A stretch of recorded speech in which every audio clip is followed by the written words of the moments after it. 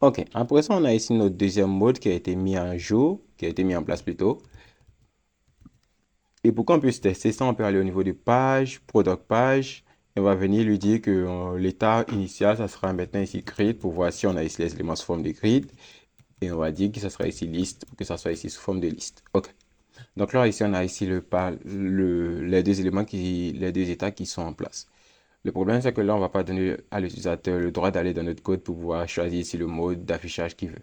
Il va falloir qu'on puisse mettre ici un petit élément visuel ici pour qu'il puisse ici choisir ici l'état, le mode ici de visibilité qu'il souhaite voir. Donc, hmm, au niveau des components, juste dans Product, on va dire qu'on va créer ici une nouvelle composante qui va s'appeler Product View Mode. Donc, ça sera une composante qui aura ici le but de doubler entre les éléments. Donc, product view mode.jsx. OK.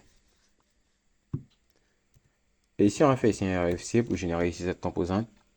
Et ce qu'on va faire, c'est qu'on va aller au niveau de product page. Product page.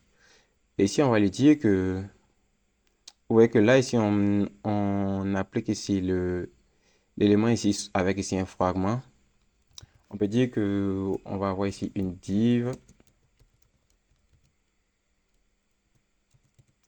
Et à l'intérieur, on colle ici le content. Non, on va mettre aussi une autre div à l'intérieur et on met le content à l'intérieur de cette div. Et la première div, elle va avoir ici la classe name de flexcall.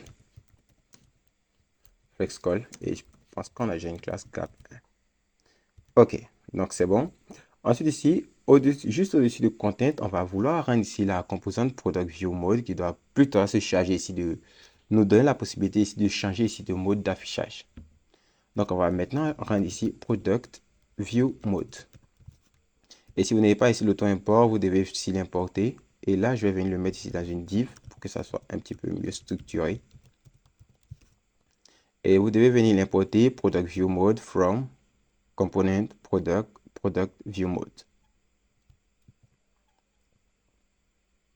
Donc, j'ai réduit un peu la barre de gauche. Et si on regarde, on a ici product view mode qui apparaît ici tout en haut. OK. Donc là, c'est bon. Ce que je vais faire ici au niveau de product view mode, je vais lui dire que je vais pouvoir changer ici d'état. Donc, au niveau des product view mode, ce que je vais faire, juste pour commencer, c'est que je vais mettre ici deux span. Je vais mettre ici mode grid. Et une autre span ici qui va avoir le test mode list. Donc, tout simplement, voilà tout ce que je vais faire ici pour le moment. Donc, on aura ici la span mode list, mode grid. Et ici, pour le mode list, je peux dire que je vais avoir ici un style un petit peu différent avec ici une couleur de red pour l'avoir ici en rouge. Ok. Désolé, React. Désolé. Voilà. Voilà. Et lui, je vais vouloir lui ajouter ici le font width de bold. Voilà. Voilà. Donc, ce que je veux, c'est que lorsqu'on va cliquer ici sur chacun des éléments, on puisse passer ici d'un mode à l'autre. Pour lui, pour le moment, je vais mettre ici un curseur qui sera ici égal ici à pointer pour le moment. Juste pour le moment, hein, juste pour le moment. OK. Donc, je veux qu'on puisse cliquer sur mode grid pour passer en grid, mode list pour passer ici en liste. Bien. Donc, ce qui veut dire que je veux qu'on puisse changer ici l'état. Et l'état est actuellement défini au niveau de product page. Donc, il va falloir que la logique se situe à ce niveau. Donc, à ce niveau-là. Donc, ici, je vais créer une méthode qui doit gérer ici le changement ici d'état depuis product page. Donc, je vais créer ici une nouvelle constante que j'appelle handle change mode. Et pour le moment, je peux dire que je peux accepter ici le mode en paramètre. Je peux accepter ici le mode en paramètre. Et tout ce que je vais faire, c'est que je vais dire qu'on va faire set display mode sera égal ici à mode. OK. Donc, on a créé cette méthode qui doit être appelée, qui va permettre de changer ici le mode. Donc, pour le moment, ce que je vais faire, c'est que je dois passer cette méthode à la composante product view pour qu'elle puisse ici changer le mode depuis son domaine. Donc, au niveau ici de product page, là où j'appelle product view mode, je vais lui passer ici une méthode je vais lui passer ici cette méthode handle change mode. Donc, je peux lui dire que je vais lui passer la méthode handle change mode qui va être égale ici à handle change mode, tout simplement.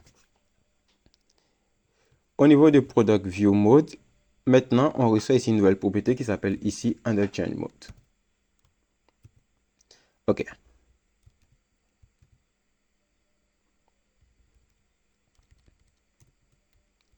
Et ce que je vais faire, c'est que là, je vais créer ici une nouvelle fonction qui va être appelée lorsque l'utilisateur va cliquer ici. Donc, const on change mode, non, plutôt on click mode, qui sera égal ici à ça. On va dire qu'il va, il va recevoir ici le mode et tout ce qu'il va faire pour le moment, c'est que là, il va appeler ici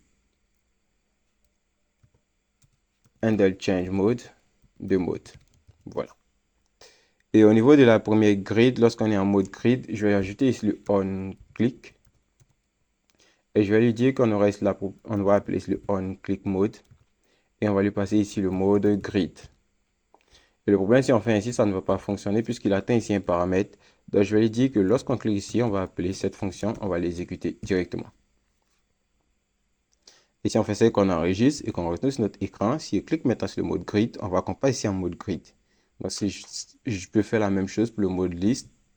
Donc, je peux venir copier ça. Donc, tout le on-click, on dirait, tout le on-click. Je l'envoie sur la seconde span. Et ici, on-click mode va devenir maintenant ici list. Et si je fais ça que je clique ici sur mode list, on passe ici en mode list. Si je clique ici sur mode grid, on passe ici en mode grid.